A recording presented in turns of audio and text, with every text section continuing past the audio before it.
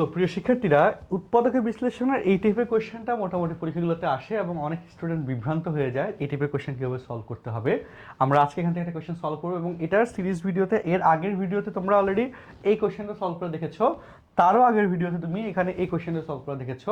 এবং এই টাইপের প্রশ্নটা মূলত হলিক্রিস স্কুলের প্রিভিয়াস ইয়ার্সে এরকম একটা উদ্দীপকের আন্ডারে কতে দিয়েছিল যে উৎপাদকের বিশ্লেষণ করে এরকম একটা কোয়েশ্চেন, সেটাকে মডিফাই করে আমরা যত রকমের ভ্যারাইটিস সম্ভব এই কোয়েশ্চেনটার সেটা তোমাদেরকে এখানে করে দেওয়ার চেষ্টা করা হচ্ছে। তো আজকের ভিডিওতে আমরা এখানে লাস্টে প্লাস দিয়ে মাইনাস দিয়ে কোয়েশ্চেনটা করাবো, শেষে মাইনাস, মাঝখানে প্লাস, এই কন্ডিশনে একটা কোয়েশ্চেন সলভ করাবো। তো তাহলে চলো আমরা এই কোয়েশ্চেনটা একটু সলভ করা শুরু করি। আমি এটার জন্য এক্সাম্পলটা নিই উৎপাদক বিশ্লেষণের বেসিক ভার্সনটা বোঝানোর জন্য। ধরো এক্সাম্পলটা নিলাম, এটা x square minus x plus six. এটার উৎপাদক বিশ্লেষণ আমরা কীভাবে ভাঙিতাম? এই সিক্সকে দুই রকমে ভাঙানো যায়। প্রথমে 1 × 6 লেখা যায়, যেখানে শেষে প্লাস থাকলে, আচ্ছা এখানে ওইটার মতো করে লিখি, এখানে মাইনাস, আচ্ছা আর মাঝখানে প্লাস। ওকে, ঠিক আছে, এটার মতো করে স্ট্রাকচারটা লিখলাম।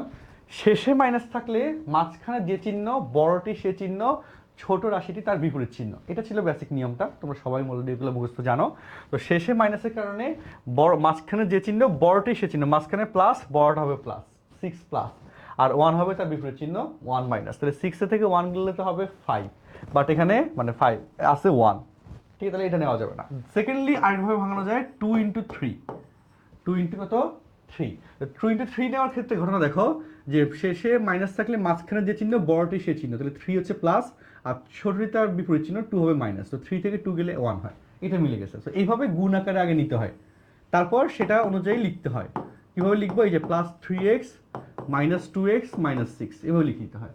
তারপর তুমি কমন নিলে তোমার প্রমাণটা মিলে যাবে। এই যে গুণ আকারে লিখতে হয় একটা রাশিকে, সেটাই এখানে আগে তোমাকে করতে হবে। এটা কিন্তু গুণ আকারে দেওয়া নাই, এটাকে গুণ আকারে নিতে হবে।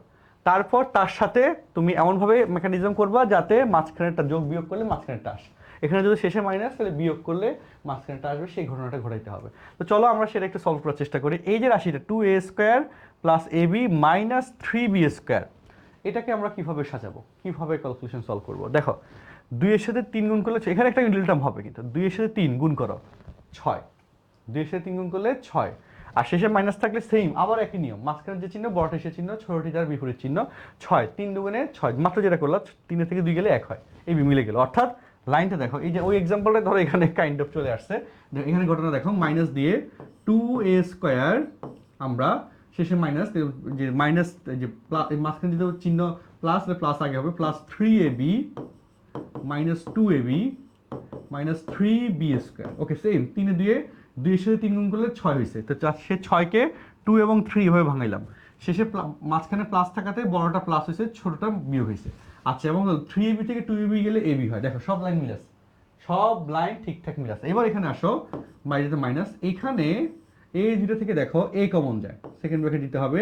ওকে, a কমন গেলে এই দ্বারা ভাগ করে দাও। কমন নেওয়া বলতে ভাগ করা বুঝি, আমরা সবাই জানো। 2a স্কোয়ারকে এই দ্বারা ভাগ করলে a হয়, 2a হয়, তাই না? কত হয়? 2a প্লাস 3ab কে এই দ্বারা ভাগ করলে 3b হয়। ওকে, তারপর এই দুটো থেকে দেখো মাইনাস কমন যাচ্ছে আর b কমন যাচ্ছে, আর মাইনাস b কমন যাচ্ছে।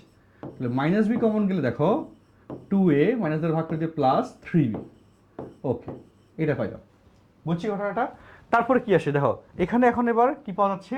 এই যে এখানে একটা রাশি পাওয়া যাচ্ছে এবং তার পাশে আরেকটা রাশি পাওয়া গেল, ঠিক আছে? এটা একটা পাওয়া গেল এবং এখানে আরেকটা।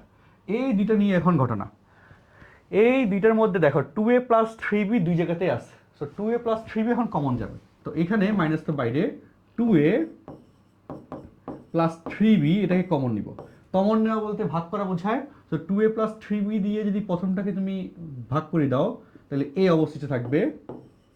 তারপর এটা তো কাটাকাটি চলে গেল, তো মাঝখানে মাইনাস, মাইনাস দিলাম। 2a প্লাস 3b দ্বারা এটাকে যদি ভাগ করে দাও, তো এটা কাটাকাটি যাবে, জাস্ট b থাকবে। এই জিনিসটা আসে, এবং এই জিনিসটা হচ্ছে এই রাশিটার গুণফল। এই রাশিটার গুণফল হচ্ছে এই জিনিসটা।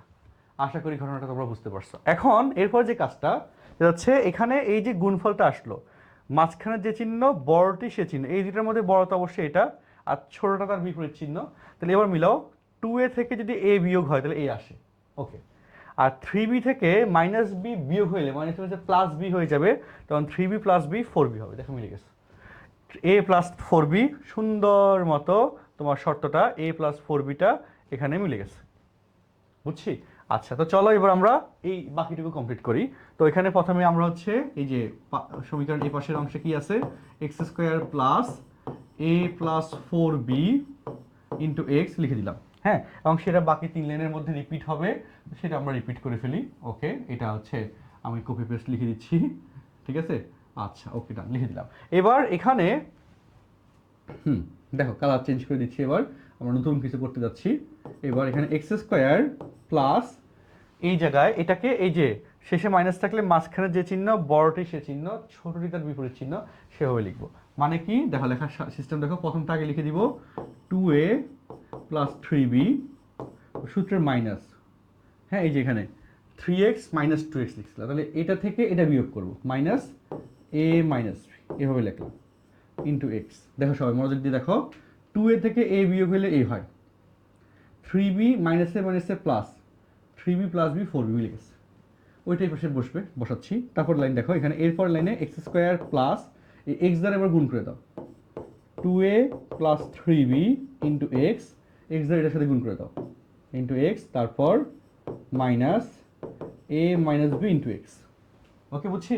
আর এই পাশে যে রাশিটা ছিল মাইনাসের এত, সেটা তার কাজ নাই, সেটা এখানে বসে যাবে, সেটা কি এখানে বসে যাবে। ওকে, এবার ঘটনাতে আসো। দেখো প্রথম দুইটা রাশি থেকে মনোযোগ দিয়ে দেখো, প্রথম দুইটা রাশি থেকে কি কমন যায়, এক্স কমন যায়। কি কমন যায়, এক্স কমন যায়। সো এক্স কমন নিয়ে নিচ্ছি।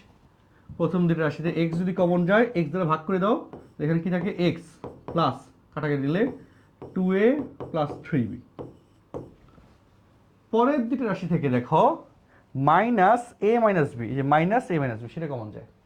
তো minus of A minus B common নিলাম, তাহলে কি থাকে, A minus A minus B দ্বারা যদি এটাকে ভাগ করে দাও, তাহলে এখানে থাকে অবশিষ্ট শুধু এক্স লিখলাম, মাইনাস দ্বারা মাইনাসকে ভাগ করলে প্লাস হয়ে যাবে, এ মাইনাস বির সাথে এ মাইনাস বি কাটা গেল, জাস্ট এটা থাকে 2a প্লাস 3b।